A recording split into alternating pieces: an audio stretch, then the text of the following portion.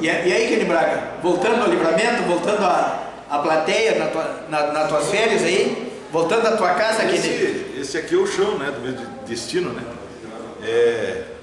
Um dos melhores momentos da minha vida eu tive aqui em Livramento.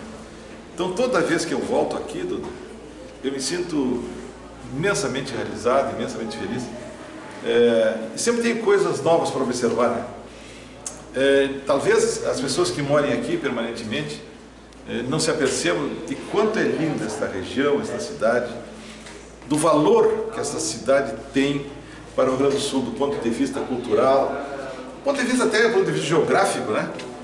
Não existe nenhuma cidade do mundo com essas características. Então isso aqui é simplesmente extraordinário. Eu lamento que algumas coisas aqui em Livramento não funcionem como eu gostaria que funcionasse. E uma das coisas que eu observo, com muita tristeza, e eu não concebo isso, é, por exemplo, a situação deprimente em que se encontra a nossa praça José Antônio Flores da Cunha, do lado brasileiro. Viste feia a praça? Não, está cercada de madeiras, né, um madeirame feio. Não sei o que acontece ali, não se faz uma reforma, né, na praça, e você atravessa, né, para o outro lado, para o lado da Ribeira, e é uma maravilha do outro lado. Eu pergunto, se os uruguaios têm condições, capacidade de fazer aquela coisa tão linda, tão bonita, nós não temos condições de fazer? Olha, aquilo ali é vexatório, vexatório. E aquela praça tem o nome de um dos maiores santanenses de todos os tempos.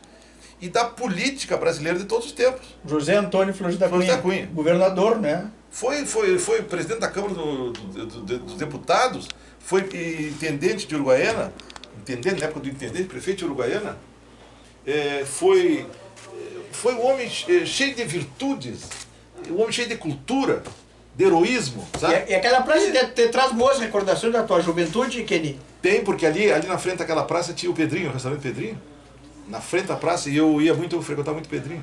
Né? Sempre quando saía da redação da plateia... E do outro lado do Imperial. O Imperial. Nós estávamos permanentemente no Imperial, e eram grandes noites do Imperial. Eu me lembro com saudade das noites do Imperial, né?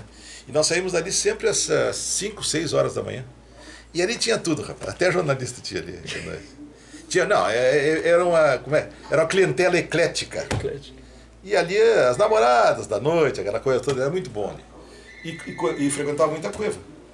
A Cueva era mais lá no final, lá na... A Cueva era um pouco adiante, duas quadras, dobrando a direita. A direita ali.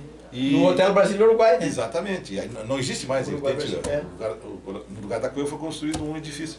Mas era uma maravilha aqui. Eu trabalhava à noite, né? Tu entrou como revisor na plateia, né? Como é que foi a tua trajetória aqui na plateia? Eu entrei como revisor, porque eu precisava trabalhar. Eu estudava no ginásio, no colégio Liberato Zero da Cunha, e eu precisava trabalhar. E me apresentei lá para o Toscano Barbosa, que era o diretor da plateia, dono da plateia, e ele me admitiu como revisor.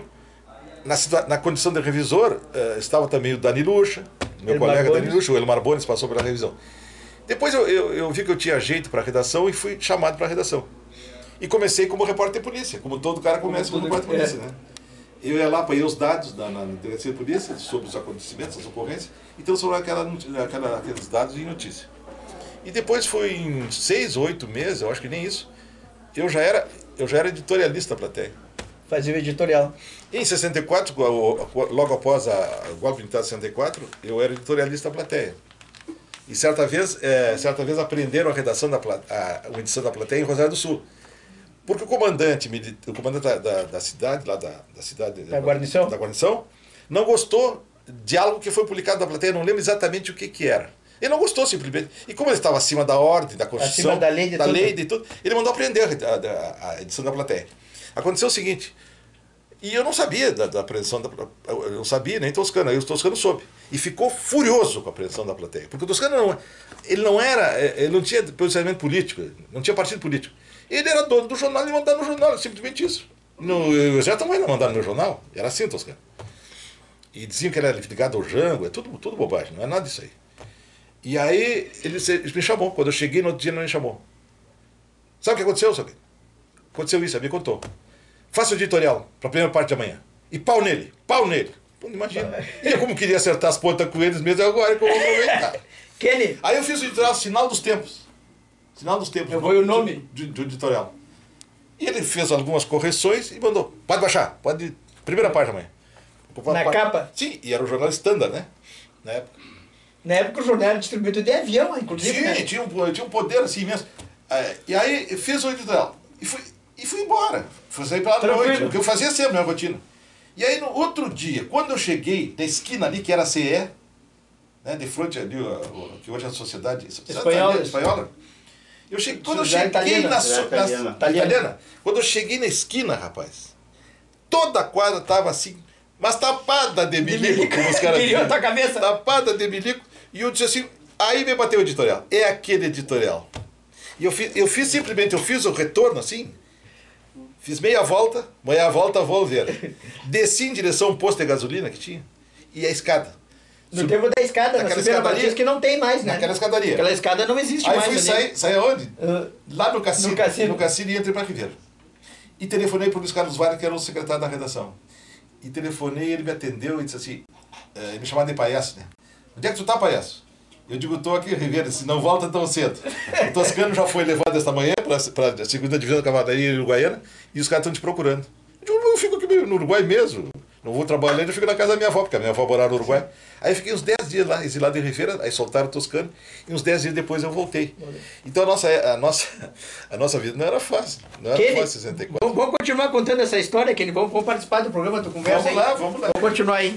Avec tudo é preciso. Vamos lá, Edson. Obrigado aí pela tua participação sempre aqui.